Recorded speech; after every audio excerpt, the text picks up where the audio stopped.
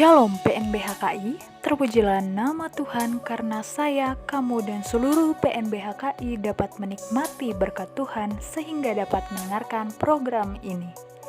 Berikut program kolaborasi berupa renungan mingguan yang merupakan program kerjasama PIP dan PID PNBHKI. Selamat mendengarkan. Jangan lupa dukung channel ini dengan cara memfollow dan like, supaya kita bisa terus membuat renungan untuk kita belajar firman Tuhan. Terima kasih.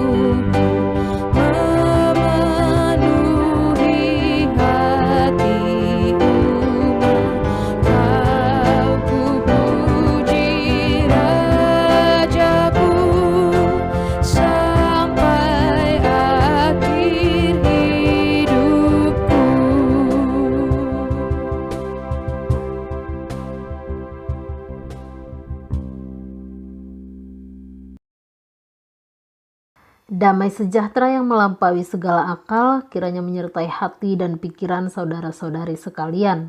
Berbicaralah Engkau ya Allah, kami telah siap untuk mendengar. Di dalam nama Anak-Mu Yesus Kristus kami berdoa. Amin. Ayat Alkitab untuk menjadi renungan kita pada hari ini diambil dari Roma 8 ayat 23 sampai 30. Saya bacakan bagi kita sekalian. Dan bukan hanya mereka saja, tetapi kita yang telah menerima karunia sulung roh.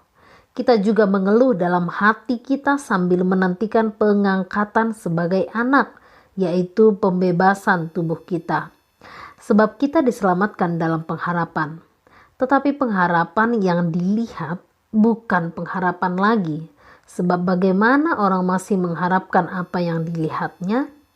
Tetapi jika kita mengharapkan apa yang tidak kita lihat, kita menantikannya dengan tekun.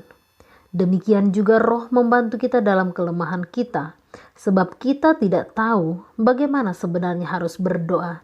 Tetapi Roh sendiri berdoa untuk kita kepada Allah dengan keluhan-keluhan yang tidak terucapkan. Dan Allah yang menyelidiki hati nurani mengetahui maksud Roh itu, yaitu bahwa Ia sesuai dengan kehendak Allah berdoa untuk orang-orang kudus. Kita tahu sekarang bahwa Allah turut bekerja dalam segala sesuatu untuk mendatangkan kebaikan bagi mereka yang mengasihi Dia, yaitu bagi mereka yang terpanggil sesuai dengan rencana Allah. Sebab semua orang yang dipilihnya dari semula, mereka juga ditentukannya dari semula untuk menjadi serupa dengan gambaran anaknya, supaya ia, anaknya itu, menjadi yang sulung di antara banyak saudara. Dan mereka yang ditentukannya dari semula, mereka itu juga dipanggilnya. Dan mereka dipanggilnya, mereka itu juga dibenarkannya. Dan mereka yang dibenarkannya, mereka itu juga dimuliakannya. Renungan hari ini diberikan tema di dalam Tuhan tidak ada yang kebetulan. Kaulah muda yang terkasih, kata kebetulan pasti sudah tidak asing lagi bagi kita. Kata ini kerap kita dengarkan, bahkan kita gunakan dalam perbincangan sehari-hari kita. Kebetulan aku lewat rumahnya, kebetulan aku bertemu dengan dia, kebetulan aku pakai baju yang sama dengan dia, atau banyak lagi kebetulan-kebetulan yang terjadi. Kebetulan dalam Kamus Besar Bahasa Indonesia artinya tidak sengaja, tidak direncanakan, ataupun tidak terduga. Dari pengertian ini dapat kita simpulkan bahwa lawan kata dari kebetulan adalah terprogram, terancang, atau disengaja. Kita mungkin sering melakukan sesuatu tanpa perencanaan. Kalau kita gabut, secara spontan kita memutuskan pergi ke mall, nongki bareng teman-teman, atau sekadar berkunjung ke rumah teman. Ya, namanya juga spontan atau tidak terencana, hasilnya juga tidak jarang adalah jong. Pergi ke mall tapi tidak menemukan apa-apa. Mau nongki tapi tempat yang dituju tutup. Mau ke rumah teman, begitu tiba di rumahnya kita lihat rumahnya tertutup karena tidak ada orang. Inilah gambaran ketidakpastian dalam kebetulan yang sering dilakoni manusia. Tapi Allah kita berbeda dari manusia. Ia adalah Allah yang pasti dan tindakannya juga dilakukan secara terencana dan tepat. Jauh sebelum kita ada, Dia sudah mempunyai rancangan buat kita. Bagi manusia kemarin adalah history, hari ini adalah gift atau karunia, dan besok adalah misteri. Kita tidak tahu apa yang akan terjadi besok. Tetapi sungguh Tuhan berkuasa atas segala waktu.